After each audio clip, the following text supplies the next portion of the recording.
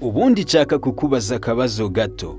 Kuki wumva ari wowe ugomba kubaho ubuzima buciriritse? Kuki wumva ari wowe ugomba kubaho ubuzima budafite icyerekezo, budafite viziyo? Ese ushobora kumbwira impamvu wowe udakwiye ibyiza? Byanditse he ko wowe utaba umukire? Byanditse he ko wowe utatura mu nzu nziza? Byanditse he ko utagenda mu modoka nziza wiguriye? Byanditse he ko wowe kanaka ari wowe uzabaho uri rubanda rugufi, ukaba insina ngufi buri muntu wese acaho urukoma? Ese ushobora kumbwira impamvu wowe udakwiye ibyiza? Kuki ari wowe ugomba kurya nabi, ugatura mu kazu kabi, ukagendesha ibirenge? Ese wowe ntabwo ukwiye ubuzima bwiza? Mugenzi wanjye, kumva uzabaho uri insina ngufi ubiterwa n'iki? Oya, uramenye, ndakwinginze ntunsubize izo nzitwazo zawe ngo wavukiye mu muryango ukennye, ngo ntiwize amashuri ahagije, ngo nta kazi ufite, ngo warahombye kenshi, ngo abandi bafite amahirwe, nta gishoro ufite, n'izindi nzitwazo nyinshi cyane. Ndagusabye ntuzinsubize, kuko nta ngingo n'imwe ikurengera. Nuvuga ngo wabuze igishoro kugira ngo utangire, nakubwira abantu benshi cyane batangiye nta mafaranga bafite, uyu munsi bakaba bageze kure, bageze ku rwego rushimishije. Nuzana urwitwazo ngo nta mashuri wize, ndaguha ingero z'abantu benshi batize ariko uyu munsi bakaba bari mu buzima bwiza, ndetse bari guha akazi abo bo wita ko bize. Ndaguha ingero nyinshi z'abantu babashije gutera intambwe bagahindura ubuzima kandi bahereye hasi cyane kuruta aho wowe uvuga ko ntacyo wahakorera. Iyo revo wowe uriho witwaza uvuga ngo nta kintu gihambaye wakora, hari abaturutse munsi yayo baraza bakora ibitendo, bakora ibihambaye. Ukuri guhari, nta rwitwazo ufite. Ikibazo nkubaza kiracyari cya kindi, ubundi ninde wakuraze ubukene? Wowe n'ubukene mupfana iki ku buryo wumva uzakomeza kubaho gutyo muri ubwo buzima budafite viziyo? Upfana iki n'ubukene ku rwego wumva utatandukana nabwo? Cyangwa nawe uri muri ba bantu bishyizemo ngo abazakira bari ku rutonde?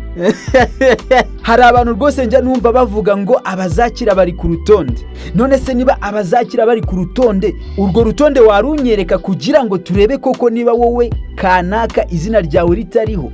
Urwo rutonde bavuga rubahe? Ninde warwanditse? Wowe wibonye ute ko utari kuri urwo rutonde rw'abazakira? Ubundi urwo rutonde rurihe? Iyo ni imyumvire iciriritse cyane. Ibi bitekerezo biciriritse nibyo bikugumisha mu buzima buciriritse, ukaba imbohe y'ubukene.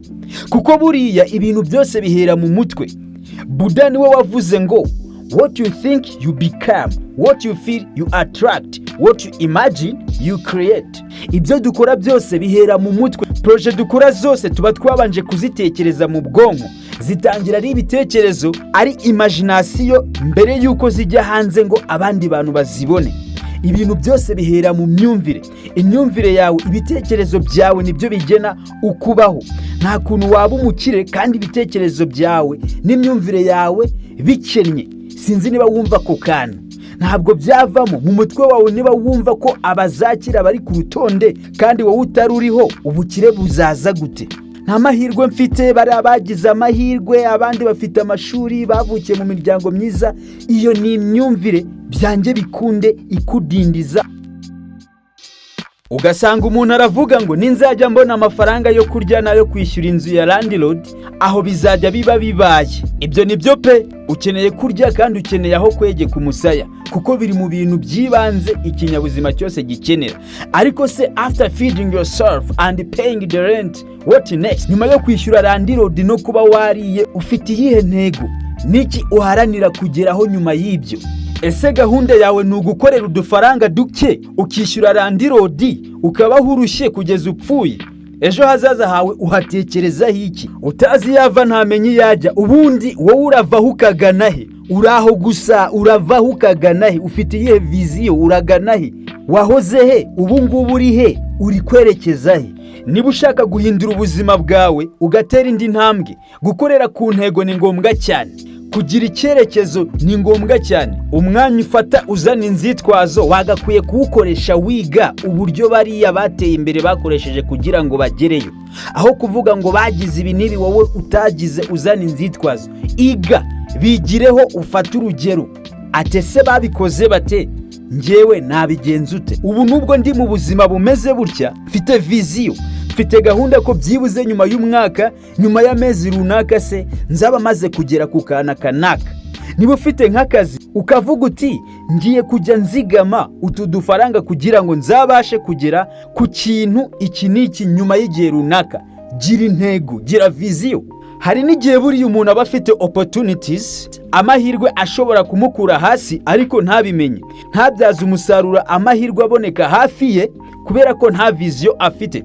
Sometimes hari n'udufaranga turi extra ku mafaranga usanzwe ukorera, ushobora kubona tukaba twagupfira ubusa kubera ko nta ntego ufite uri guharanira kugeraho. Iyo nta ntego ufite biroroshye ko wapfisha ubusa igihe cyawe, ugapfisha ubusa amafaranga yawe, ugapfisha amahirwe menshi ubusa, kuko nta ntego ufite yatuma ubyaza umusaruro y'amahirwe ufite cyangwa y'amafaranga cyangwa icyo gihe. Urugero, iyo ubonye nk'amafaranga ntacyo ufite cyo kuyakoresha, kuyapfisha ubusa agashira ni ibintu biba byoroshye cyane.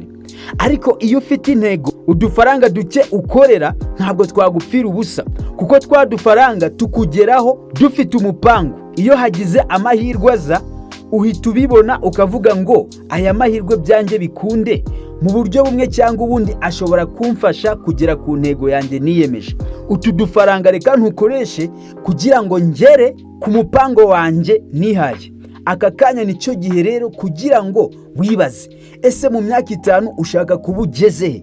Mu myaka 10 urateganya kuba warageze ku ruhe rwego? Warageze kuki? Ufite iyihe vision? Ufite iyihe ntego mu buzima?